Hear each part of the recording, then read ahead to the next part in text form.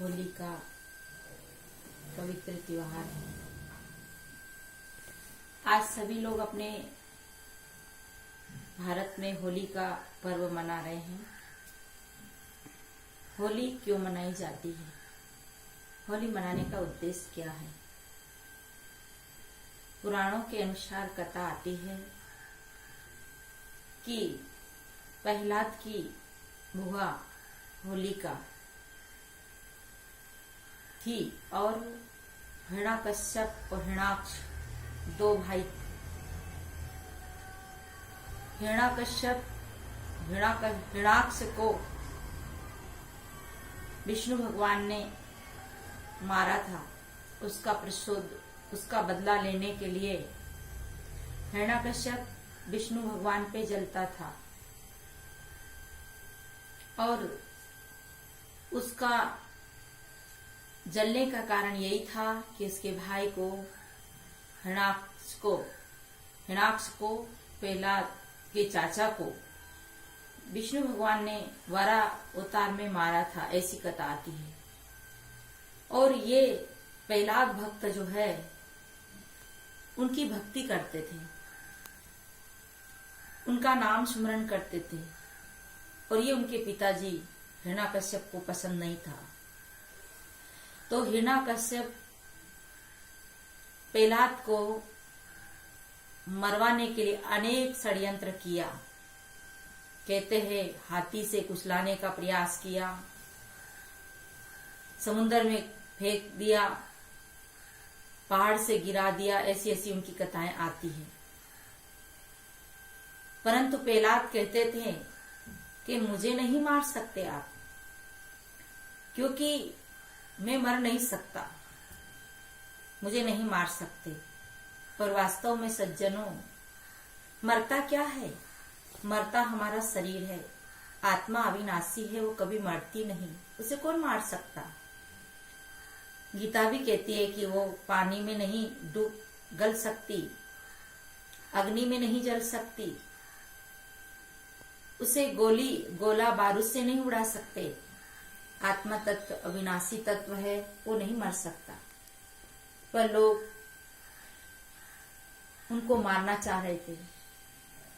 उनकी बुआ को वरदान मिला था जिसका नाम था होलिका, कि वो आग में नहीं जलती थी और उसे वरदान मिला था। इसलिए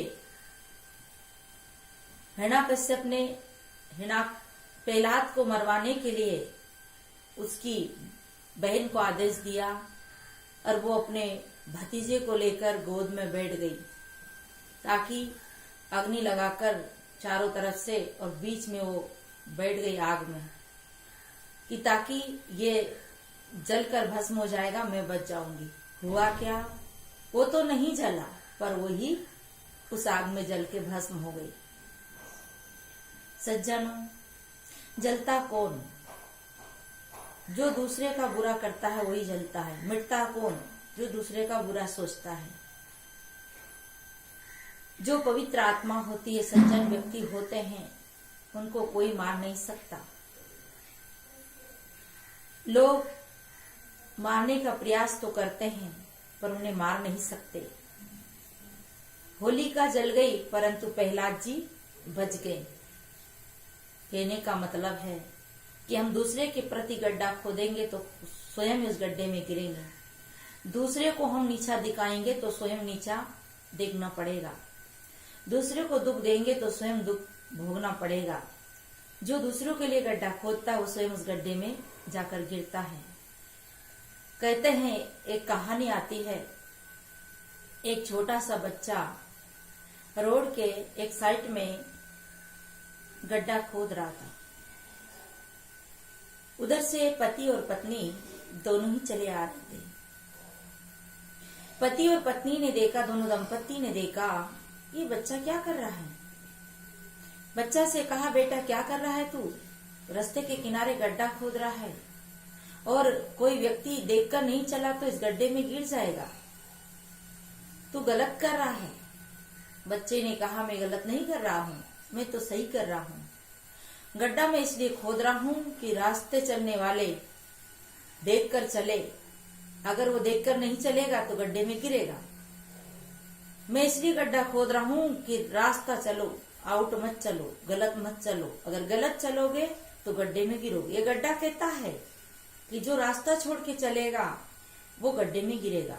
सदगुरु कबीर ने भी कहा है कि राह विचारी क्या करे, जो पंथी न चाले विचार, अपना मार्ग छाड़ के फिरे उजारे उजारे। रास्ता क्या कर सकता है? जो हम रास्ते को छोड़ के चलेंगे तो फिर हम तो गिरेंगे ही। तो उस बच्चे की बात सुनकर दोनों पति पत्नी बड़े प्रसन्न हुए, बड़े खुश हुए। उन्होंने कहा, बेटा तेरा नाम क्या है? उस बच्चे ने कहा कि मेरा नाम का मुझे पता नहीं। तू कौन से गांव का है? ये भी मुझे पता नहीं। तेरे माता पिता? वो भी मुझे पता नहीं, क्योंकि वो अनाथ बच्चा था, परंतु बड़ा बुद्धिमान था, बड़ा विवेकवान था, बड़ा गुणवान था। उन दोनों पति पत्नी के बच्चा नहीं था। उन्होंने सोचा इस बच्चे को, ये होनहार बच्चा है, बहुत अच्छा बच्चा है, क्यों ना इसे गोद में लिया जाए। बच्चा से कहा, बच्चा तू हमारे साथ चलेगा? बोले हाँ चल सकता हूँ। तू हमारे साथ रहेगा? हाँ बोले रहूंगा, पर जब तक ही रहूंगा कि जब तक मुझे सही रास्ता दिखेगा तब तक रहूंगा। वो लेकर बच्चा को घर में आए। बच्चा बड़ा खुश, वो भी बड़े खुश। परंतु बच्चे के मन में ये भाव कि काश मेरा एक भाई होता, इन मम्मी पापा के एक बेटा होता तो हम दोनों कैसे साथ में खेलते, प्रेम से रहते। परंतु अब इनके एक बच्चा नहीं है, तो भगवान से प्रार्थना करता कि हे भगवान इनको एक बच्चा हो जाए। उनके अंदर परोपकारी भावना, तो ऐसी भावना से वो विचार करता, काश मेरे एक भाई होता तो कितना अच्छा होता, खेलने का मौका मिलता। संयोग की बात थी, समय की बात थी, उनकी कोख में बच्चा आ गया। एक बच्चा का जन्म हुआ। बड़े खुश हुए दोनों दंपत्ति, सब लोग खुश हुए, वो भी बहुत खुश हुआ। धीरे धीरे बच्चा हुआ, बच्चा बड़ा हुआ, पालन किया, लालन किया। दोनों बच्चे साथ में खेलते कूदते मस्त रहते, बहुत आनंद घर में, खुशी घर में। उस जो नया बच्चा जन्मा, उसका जन्म दिवस मनाने का दिन आया, उसका बर्थडे आया। उस दिन उन लोगों ने बड़ा अच्छी विचार बनाया, सब कुछ तैयारियां की। परंतु पहले से दोनों पति पत्नी के मन में एक बात चलती थी कि हमने जब बच्चा जन्मा तो उनके मन में एक भाव होता था, हमने क्या किया, हमने बहुत गलत किया। अरे हमारे घर में बच्चा जन्म ले लिया, हम इस बच्चे को ले आए, अनाथ बच्चे को, अब तो ये जमीन बटाएगा, हक बटाएगा, घर बटाएगा, और हमने तो बिना काम की बला पाल लिया। अब इसे भगा भी नहीं सकते, और भगाएंगे तो लोग क्या कहेंगे, और अगर इसे जायदाद नहीं देंगे तो भी लोग इनको जायदाद दिलवाएंगे। अब इसका करे क्या? दोनों के मन में पाप आया। एक काम करो, इसे आज जन्मदिवस के मौका है, अपन को कोई जानेगा भी नहीं, और अपन एक काम करते हैं कि इन्हें मरवाने का कुछ योजना बनाते हैं। उन्होंने कुछ दुश्मनों को फूल के बगीचे में भेज दिया। कहा एक बच्चा आएगा फूल लेने, उसे तुम मार देना। और वो वही हुआ। जब उस दिन जन्म दिवस की तैयारियां हो रही थी तो उस बड़े बच्चे से, जो गोद में लिया बच्चा से कहा, बेटा जाओ, आज तेरे भाई का जन्म उत्सव है, फूल की जरूरत पड़ेगी, तुम जाओ बगीचा से जाकर फूल ले आओ, आज अपने घर में बहुत खुशी है, खुशी का माहौल है। बच्चा फूल लेने जाता है। वो फूल लेने जा रहा था, वो छोटा बच्चा रास्ते में खेल रहा था। छोटा बच्चा कहता है, भैया कहाँ जा रहे हो? कहा आज मम्मी ने पापा ने मुझे फूल लेने भेजा है, मैं फूल लेने जा रहा हूँ। उनने कहा कि भैया तुम यहाँ दोस्तों के साथ खेल लो, मैं जाता हूँ फूल लेने। वो छोटा बच्चा बड़े भैया को खिलाने में लगा गया, खिलौना पकड़ा गया और छोटा भैया फूल लेने चला गया। ये तो दोस्तों के साथ खेलने लगा, और ये जब छोटा गया फूल लेने, दुश्मन खड़े थे, उसको मारकर 4 टुकड़े कर दिए, मार के गिरा दिए और उसको टुकड़ा टुकड़ा कर दिया। जब ये खेल कर लौटा तो कहा फूल नहीं लाया। उसने कहा फूल तो छोटा भैया लेने चले गया, मैं खेल रहा था, वो नहीं माना और मैं जाऊं फूल लेने तो वो चला गया। दोनों ही पति पत्नी छक्के से खड़े रह गए। ओहो क्या हुआ, पता नहीं क्या हुआ। जाकर देखे, दौड़ के गए, बहुत देर हो गई अब तक नहीं आया। पता तो चल गया था, पाप करने वाले को पता चल जाता है।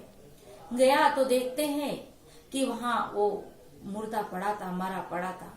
दोनों विलाप कर करके फूट फूट के रोने लगे कि ओहो अनर्थ हो गया, बहुत गलत हो गया। बहुत विलाप करके रोने लगे।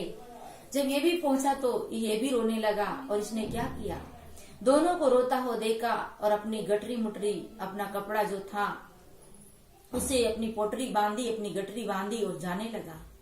माता पिता कहते हैं बेटा तू हमें छोड़ के क्यों जा रहा। कहा मैं यहाँ क्या करूं रहकर, अरे तेरा भैया भी मर गया और हम तो अनाथ हो गए और तू भी हमें छोड़ के जा रहा है, अब हमारा क्या होगा, हम कहाँ जाएंगे। तुम दोनों भाई ऐसे कर गए। तो वो जो गोद में लिया बच्चा कहता है आप क्या करोगे, आप कहाँ जाओगे, वहीं आना जहाँ मैं गड्ढा खोद कर आया, आकर उसमें गिरना, उसमें मरना, क्योंकि जो दूसरे के लिए गड्ढा खोदता है वो स्वयं गड्ढे में गिरता है। कबीर साहब कहते हैं कबीर कमाई आपने निष्फल कबू न जाए, बोया पेड़ बमूल का तो आम कहाँ से खाए। जो बोते हैं वही काटते हैं, इसलिए दगा किसी का सगा नहीं, नहीं मानो तो कर देख लो। दगा किसी का सगा नहीं, नहीं मानो तो कर देख लो। जिन लोगों ने दगा किया है उन लोगों का घर देख लो।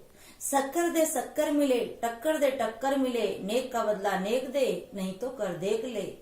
औरों को शक्कर देता है वो खुद ही शक्कर खाता है, औरों को डाले चक्कर में वो खुद ही चक्कर खाता है। 4 वेद 6 शास्त्र में बात मिली है दोई, 4 वेद 6 शास्त्र में बात मिली है दोई, सुख दीना सुख होते, दुख दीना दुख होत। पीपा जी महाराज भी कहते हैं कि पीपा पाप न कीजिए, दूरा रीजिए आप, जिनकी करनी जो जाए, कौन बेटा कौन बाप। अपने अपने कर्म को अपने अपने को भोगना पड़ता है। इसलिए सज्जनों आज होली का त्योहार है, जो अपने दुश्मन है उन्हें भी गले लगाओ। और हमें होली लकड़ी को इकट्ठा करके और सेमल की झाड़ को गाड़ करके उसे जलाना नहीं है, हमें तो अपनी बुराइयों को जलाना है, अपनी अज्ञानता को जलाना है, ज्ञान की अग्नि प्रकाशित करना है, प्रेम हृदय में उपजाना है, करुणा दया, सबके प्रति श्रद्धा भाव हो, सबके प्रति स्नेह हो, दुश्मन भी आज दोस्त बना लेना है। यही होली का त्योहार है। हम रंग गुलाल ना खेल करके हम एक दूसरे के गले मिले, एक दूसरे से प्रेम करें, एक दूसरे के प्रति सद्भाव व्यक्त करें। यही होली मनाने का त्योहार है। और देखिए होली से ये शिक्षा लेना चाहिए कि होली का अपने भक्त भतीजे को जलाने लगी तो स्वयं ही जल गई। जो भक्तों को परेशान करते, संतों को परेशान करते हैं, दुख देते हैं, भक्त आत्माओं को, पवित्र आत्मा को, वो स्वयं दुख भोगते हैं और स्वयं उसमें जलते हैं, दुख में, कष्ट में। इसलिए हमें किसी को दुख नहीं देना चाहिए, किसी को पीड़ा नहीं देना चाहिए। यही होली का त्योहार है। इन्हीं शुभकामनाओं के साथ मैं अपनी वाणी को